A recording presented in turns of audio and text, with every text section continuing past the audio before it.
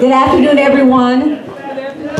I'm Gwen Moulton. I'm from the Mayor's Office of Arts, Culture, Development, and Tourism. And I just want to say first thank you to Howard Scott and everyone, Living Ministries, everyone, Alan, everyone that's involved in producing this for our citizens. And as Howard alluded to, we don't just acknowledge Black History during February. It's an ongoing service that we provide, that we must always continue to show the history of people of color, especially in this area.